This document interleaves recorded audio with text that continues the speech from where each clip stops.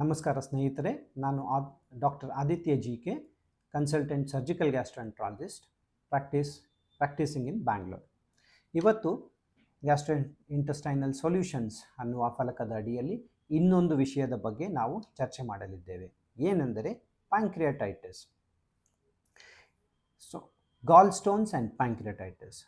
So ಈ ಗಾಲ್ stones ಅಂದರೆ ಪಿತ್ತಕೋಶದ ಕಲ್ಲು ಪ್ಯಾಂಕ್ರಿಯಾಟೈಟಿಸ್ನ ಕಾಸ್ ಮಾಡಬಹುದಾ ಅನ್ನೋ ಬಗ್ಗೆ ಒಂದು ಚರ್ಚೆ.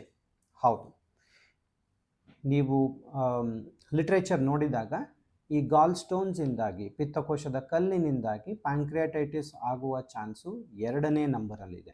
ಮೊದಲನೇದಾಗಿ ಆಲ್ಕಹಾಲ್, ಸಾರಾಯಿಯಿಂದ ಆಗಬಹುದು, ಇಲ್ಲಾಂದರೆ ಗಾಲ್ ಸ್ಟೋನ್ಸಿಂದ ಆಗಬಹುದು. ಯಾಕೆಂದರೆ ಈ ಸೈಲೆಂಟ್ ಆಗಿರುವ ಗಾಲ್ ಸ್ಟೋನ್ಸ್ಗಳು ಯೂಶ್ವಲಿ ಈ ಪ್ಯಾಂಕ್ರಿಯಾಟೈಟಿಸ್ನ ಮಾಡೋದಿಲ್ಲ. ಯಾಕೆಂದರೆ ಈ ಪ್ಯಾಂಕ್ರಿಯಾಟೈಟಿಸ್ ಆಗುವುದಕ್ಕಿಂತ ಮುಂಚೆ ಬೇರೆ ವಾರ್ನಿಂಗ್ ಸಿಂಪ್ಟಮ್ಸ್ಗಳು ಬಂದಿರ್ತವೆ. ಅಂದರೆ ಎಚ್ಚರಿಕೆಯ ಸಿಂಪ್ಟಮ್ಸ್, ಲಕ್ಷಣಗಳು ಏನೆಂದರೆ ಹೊಟ್ಟೆಯ ಬಲಭಾಗದಲ್ಲಿ ನೋವು ಬರುವುದು, ಬೆನ್ನಿನಲ್ಲಿ ನೋವು ಬರುವುದು, ಶೋಲ್ಡರ್ನಲ್ಲಿ ನೋವು ಬರೋದು. ಇಂತಹ ಏನಾದರೂ ಲಕ್ಷಣಗಳು ಕಂಡು ಬಂದಾಗ ಅದನ್ನು ನಾವು ಇಗ್ನೋರ್ ಮಾಡಬಾರ್ದು.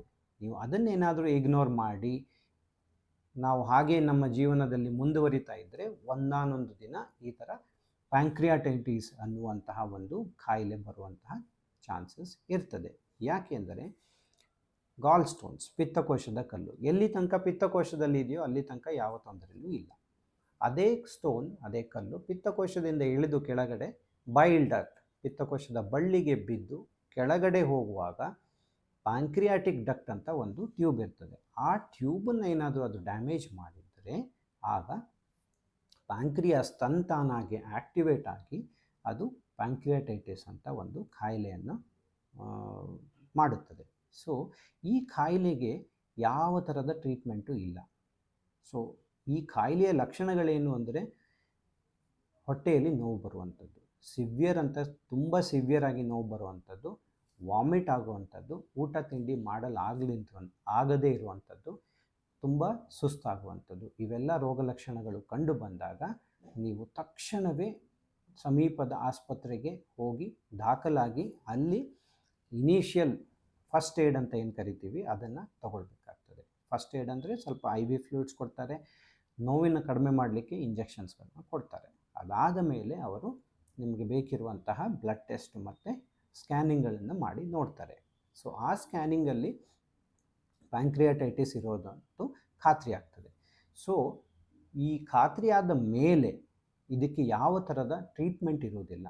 ಸೊ ನಾವು ಈ ಪ್ಯಾಂಕ್ರಿಯಾಸ್ ಈಗ ಏನು ಆ್ಯಕ್ಟಿವೇಟ್ ಆಗಿದೆಯೋ ಅದಾಗೇ ತಣ್ಣಗಾಗುವ ತನಕ ಅದಕ್ಕೆ ಬಾಡಿಗೆ ಬೇಕಾದಂಥ ಸಪೋರ್ಟ್ನ ಮಾಡ್ಬೋದು. ಅಂದರೆ ಡ್ರಿಪ್ಸ್ ಹಾಕುವಂಥದ್ದು, ಇಲ್ಲಾಂದರೆ ಪೇಯ್ನ್ ಕಿಲ್ಲರ್ಸ್ ಕೊಡುವಂಥದ್ದು, ಇಂತಹ ಇಂಜೆಕ್ಷನ್ಗಳನ್ನ ಕೊಟ್ಟು ಬಾಡಿಯನ್ನು ಸಪೋರ್ಟ್ ಮಾಡ್ಬೋದೇ ವಿನಃ ಪ್ಯಾಂಕ್ರಿಯಾಸ್ಗೋಸ್ಕರ ಯಾವ ಟ್ರೀಟ್ಮೆಂಟು ಇರುವುದಿಲ್ಲ.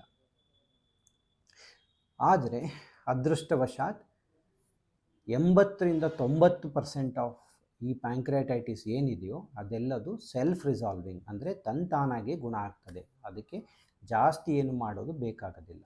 ಒಂದು 4-5 ದಿನ ಇಲ್ಲ ಮ್ಯಾಕ್ಸಿಮಮ್ 1 ವಾರದಲ್ಲಿ ಅದು ತಣ್ಣಗಾಗಿ ಅದು ಮುಂಚೆ ಯಾವ ಸ್ಟೇಟಲ್ಲಿತ್ತೋ ಅದೇ ಸ್ಟೇಟಿಗೆ ಬಂದು ನಿಲ್ತದೆ.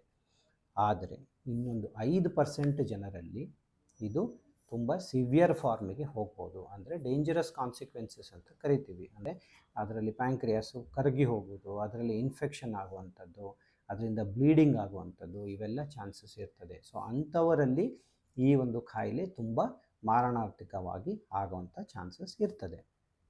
ಸೊ ಹಾಗಾಗಿ ನಾವು ಈ ಪ್ಯಾಂಕ್ರಿಯಾಟೈಟಿಸನ್ನೇ ಬರದೇ ಇರುವಾಗೆ ತಡಿಬೇಕು ಅಂದರೆ ನಿಮ್ಮಲ್ಲಿ ಗಾಲ್ ಸ್ಟೋನ್ಸ್ ಇದೆ ಅಂತ ಗೊತ್ತಾದಾಗ ಅದರ ವಾರ್ನಿಂಗ್ ಸಿಂಪ್ಟಮ್ಸ್, ಅಂದರೆ ಮುಂಚಿತವಾಗಿಯೇ ಯಾವ್ಯಾವ ಸಿಂಪ್ಟಮ್ಸ್ ಬರ್ತದೆ, ಪಿತ್ತಕೋಶದ ಕಲ್ಲಿನಿಂದಾಗಿ ಯಾವ ರೋಗ ಲಕ್ಷಣಗಳು ಕಾಣಿಸ್ಕೊಳ್ತಾವೋ ಅದನ್ನು ಕಡೆಗಾಣಿಸಬಾರದು.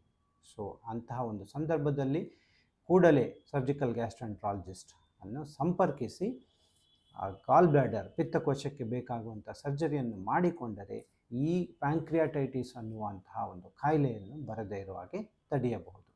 ಇದನ್ನು ನೀವು ಕಲಿತು ನಿಮ್ಮ ಸುತ್ತಮುತ್ತಲಿರುವಂತಹ ನಿಮ್ಮ ಸ್ನೇಹಿತರು, ಬಂಧು ಮಿತ್ರರು ಎಲ್ಲರಿಗೂ ಇದರ ಬಗ್ಗೆ ಒಂದು ಚಿಂತನೆಯನ್ನು ಮಾಡಿಸುವುದರಿಂದ ಅವರಿಗುಂಟಾಗುವಂತಹ ನಷ್ಟವನ್ನು ತಡೆಯಬಹುದು. Thank you very much.